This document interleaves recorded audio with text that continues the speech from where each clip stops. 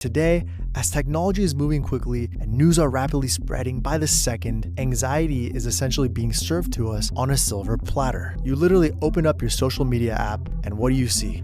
Countries fighting wars, people dying around the world, news about the TikTok ban, natural disasters like the LA fires or earthquakes or hurricanes or this or that. Anxiety has literally become a part of our DNA because of this.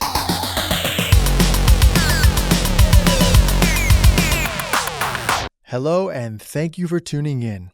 I am so glad you're here. My name is Arad, and I have spent the past 7 months creating this show. Now, this is a space where we'll dive into the taboo and unspoken topics about the creative industry, while I also share personal anecdotes and experiences that I hope will inspire you and help you thrive in whatever you're pursuing. I'm committed to bringing you new episodes every week, but I need your support. If you could take a moment to subscribe to this podcast on your preferred platform and leave a 5-star rating on the big platforms like Spotify or Apple Podcasts, it would mean the world to me. Thank you so much for being a part of this journey. I am truly grateful for you. Welcome to the show, everyone. Today, I'm in the hot seat. And as you're seeing, our show is structured in different segments. We'll have episodes with special guests, and then we'll have solo episodes with me. And I'm going to get deep because that's what this show is all about. This is a show made by ourselves, for ourselves. So today, I want to jump right in and talk about one important topic that is so prevalent to many of us, and that is anxiety, especially as a creative. And I think this is going to be an ongoing discussion throughout the podcast because there's so much to dive into about anxiety, and it honestly can't be covered in just one episode. Anxiety is something that I have historically struggled with my entire life, and I want to talk about my experiences as well as the things that I learned along the way. Now, first we got to ask ourselves, what does anxiety feel like, and how do I know if I have it? The feeling of anxiety is hard to describe, and it's really difficult to actually pinpoint exactly what anxiety feels like because it can vary based on the individual. For me, the feeling I get is tightening of my chest. I get butterflies. I get uneasiness, trembling, restlessness. With anxiety, your mind might feel irrational and might not be good with decision making because you may feel a bit mentally crippled, for a lack of better words. Things might feel foggy. They might feel unclear. And by definition, anxiety is a mental health condition that is characterized by feelings of fear, worry, and unease. And today, as technology is moving quickly and news are rapidly spreading by the second, anxiety is essentially being served to us on a silver platter. You literally open up your social media app and what do you see? Countries fighting wars, people dying around the world, news about the TikTok ban, natural disasters like the LA fires or earthquakes or hurricanes or this or that. Anxiety has literally become a part of our DNA because of this. I think most, if not all, creatives have anxiety to a certain degree. And I think many of us fall into the arts because it's a way for us to express ourselves and escape, which allows us to channel a lot of our emotions into our work. So when I often work with really difficult artists or asshole clients or nagging filmmakers, I actually empathize with them and understand where they're coming from because I can also be very difficult myself. We can't always help being this way, but a good first step here is to identify this and understand why we behave this way when anxiety triggers us. And that acknowledgement alone can be a huge step forward for us in reducing our anxiety and the way that we respond to it. I've had severe anxiety since I was a child. I don't really understand where it came from. Even after years of therapy, I still don't have an exact idea of where the origins are. But I can tell you that anxiety has transcended in every part of my life. In school, there was anxiety about my next test. I would be pulling out my hair when it was time for exams because I thought that if I failed this test, I would fail in life and end up becoming a loser or end up being homeless. I was also anxious about being liked. In my formative years, I was outcasted amongst my peers, from my cultural background to my interests. And so anxiety almost took over my personality and made me feel like I had to try really hard to fit in. I wanted attention from girls, but anxiety often prevented me from being able to approach them or even muster up the courage to ask them out. In other words, I was desiring validation, and anxiety was the driving force behind it. Now, I say this to make a point. People who have anxiety are generally worried about unknown outcomes. We're either caught up so far in the future or dwelling on something from the past. And when this happens, it means that you are failing to be present. If you're an anxious person and sit down with yourself and examine your thoughts, you'll realize that none of them are in the present aside from the instant feelings. For example, I'm hungry, or I'm cold, or man, it's really hot outside. I recently went on a silent retreat and I didn't talk for several days. I also didn't have any electronics. No phone, no computer, no laptop. All I had was a notebook and a pen. And during that retreat, I spent a lot of time writing down my thoughts. And when I did that, I realized that 95% of my thoughts were related to the future. I was already thinking, what's going to happen when I leave this retreat? Where's my career going? What's going to happen with my friendships or my relationship or with my family? And this was the first time in my entire life that I was actually able to confront myself head on. It was as if I was looking at myself from the outside in, and by doing that, I actually felt sad for myself. And I felt sad because none of the things that I wrote in my notebook were about the present. When I was in college, I was suffering from anxiety because I couldn't handle the intensity of exams mixed with trying to grind and simultaneously make it as a filmmaker. I was trying to juggle both, and my classes were tough. And so real quick, I found a psychiatrist and he put me on Zoloft, which is a very popular antidepressant. I stayed on this drug throughout most of college and even after I went full-time into the freelance filmmaker life. And while this drug initially tamed my anxiety, it also made me feel like a lifeless zombie. I gained weight, I felt sluggish, and I didn't feel optimal.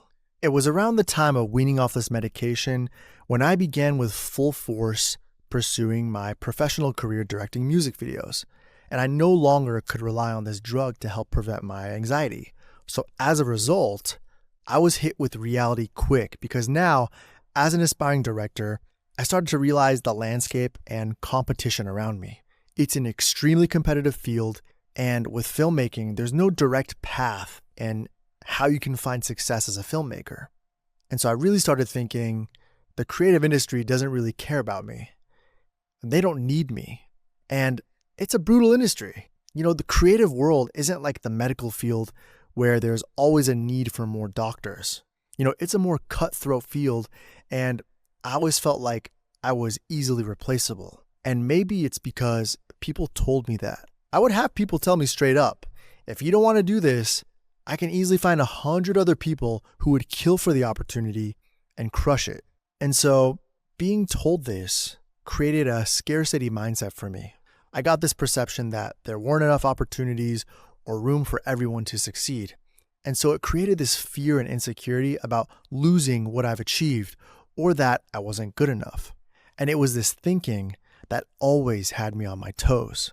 So anytime I had a new client, I was anxiously making sure I could hold on to them so that they wouldn't hate me or find someone else. I would answer back emails and texts within seconds. I tried so hard to deliver projects exactly on time and sometimes even early. I followed through with everything I said and almost always over-delivered when I could. Not because I wanted to be the big dog in the room, but because I was crippled with anxiety. It seriously felt like life or death. And at the same time, I had no job security. And that's because I didn't choose the corporate 9-to-5 lifestyle. While I was lucky to eventually land consistent clients, I was always anxious that each project would be our last one together. On my projects, I would ask myself, is the lighting on point today? Does the edit suck? Do they not like my idea? Did I drop the ball this time? Are they not going to call me again for a project after this one? Yeah, I would have these thoughts even while I was pitching projects, even before I landed them. I was so anxious. I was worried about losing clients before I even landed them. That's how bad my anxiety was. Yeah, anxiety plagues us. It prevents us from thinking coherently, from moving forward, and from making necessary choices, not only in our career, but in our lives as well. And as I'm talking to you right now, I'm still very anxious. I haven't gotten rid of my anxiety. It's with me every single day. And while I've developed techniques and strategies to tame it, I still have to live with anxiety each and every day. So I want to dive into strategies on how to tame anxiety. And while it may be hard to fully get rid of, you can at least mitigate the control that it has over your life. First, recognize, who am I trying to appease here? I personally am a people pleaser, and that honestly drains me a lot. For example, if I'm invited to multiple events at once, I'll try to attend all of them, even if it's for 5 or 10 minutes at each event. Or if people hit me up for projects that have simultaneous deadlines, I try to juggle all the projects at once. Or when people ask me to pitch on projects, I want to be able to say yes. And if I do say yes to all these pitches, I generally overextend myself and end up only partially committing my time and energy to each of them. So they're not even getting 100% of me. And so this first strategy that I've created for myself is simply setting boundaries and knowing when to say no. Saying no is very powerful. Sometimes I have close friends in the industry ask me for favors. And it's not that I'm not down to do favors, but a lot of these favors come with limited resources, limited budgets, and always big ideas. And me, being the people pleaser that I am, I would tell them, yeah, I'm down. Let's make this happen. I'll make it happen for you. And so I start piecing things together, and then I come back to them, and I come with a budget that's higher than what they wanted to spend. And then they get mad at me, and they accuse me of not looking out for them because they're the ones asking for this big favor. And even if I don't charge them a dime for my time and energy, these people still get upset that I can't pull off these miracles like how they would expect, because I told them I would do it for them. But had I said no from the beginning, they would have respected that boundary and not gotten upset at me in the first place. So if someone comes to you with $1,500 and references a $2 million Taylor Swift video, get ready to disappoint them, because their expectations will ruin you if you agree to that project. There are just inevitably some things that cost time, cost money, and cost energy. And if you try to stretch yourself thin to make this all happen, even if the project ends up miraculously looking great, you will burn yourself out in the end. Trust me, I have done this hundreds of times. And also, I don't want to deter you from passion projects or doing things with little to no budget, because some of my best projects had limited budgets and resources. But my point is that if it feels unrealistic and if it feels anxiety inducing, then you should absolutely think twice about committing to that project. Now, there are other non-prescription drug-related strategies that I like to use for my anxiety, and I will go through that list now. First, I use a method that one of my therapists taught me a few years ago. If you feel anxious, identify that feeling and identify where it's coming from. If it's coming from your stomach, identify that and recognize it. And you can even put your hand there. If it's coming from your forehead and your forehead feels hot, recognize that, feel it. You can even place your hand there. When you place your hand there, think about why you're anxious. And doing this will require you to be extremely present. So put your phone away or put your phone on Do Not Disturb, close your laptop, just focus on this feeling for a few seconds, okay? Your hands on your stomach, or if your hands on your forehead, just focus just for a few seconds, okay? Now, I'm sure there are different terms for this technique, but generally speaking, the technique I'm describing is a form of what is called mindfulness. Mindfulness simply involves you being focused and being aware of the present moment. By identifying where anxiety manifests physically, you're practicing mindfulness. And when you do this, you will notice that bringing attention to these tense areas will process and release the emotion. It can sometimes literally only take a few seconds to do this, and these few seconds can completely eliminate your anxious feelings. The next strategy I like to use for my anxiety is the sauna. I put away my phone, I turn up the heat to around 160 to 170 degrees Fahrenheit, and I'll sit in there for approximately 30 to 45 minutes alone. No music, no sounds, just my breath. Sometimes saunas have aromatherapy, where I can infuse a nice scent like eucalyptus. And sometimes saunas might be infrared. Some people believe that infrared saunas offer more benefits, but for me, just having that heat alone is great and extremely beneficial. This to me is a form of meditation. And that brings me to my next strategy, which is meditation. Meditation comes in different forms. I have tried all different kinds of it. Transcendental meditation, to mindfulness, which I briefly mentioned earlier, to even using apps like Calm or Headspace. And all of it works. You just have to give it a shot and really be patient. Because for most people starting out with meditation, sitting still for a few minutes can be difficult. And for the extremely anxious person, I know this can sound daunting. So I would recommend trying it out for a couple minutes daily and then working your way up once you've established your routine. Even starting out with 30 seconds or 60 seconds, just so you can familiarize yourself with how meditation works. Next, we have cold therapy. If you've heard of Wim Hof, he is known as the Iceman, and he believes that cold therapy can change your life in all aspects, both physically and mentally. From helping reduce inflammation to healing your body and making you feel emotionally better. Cold therapy is not easy, but it is very rewarding. For me, I started trying cold therapy during the pandemic. I would take cold showers either first thing in the morning or a few hours after my workout to avoid any prevention of muscle protein synthesis. Because apparently, you shouldn't expose your body to cold immediately after lifting if you're trying to build muscle. And while I didn't do this all the time, I almost always feel euphoric afterwards. I've also tried cold plunging for 3 to 5 minutes at a time, and I can definitely say that it helps reduce my anxiety throughout the day. Research has also found that cold water therapy can increase blood concentrations of natural dopamine by 250%, which can make you feel happier. And this is not just a quick short-term boost of dopamine like social media might give you, but rather something more sustainable and healthy for the brain. The next strategy that I've used to reduce my anxiety is yoga and breath work. I really enjoy hot yoga, and I love when my instructors implement good stretches with breath work.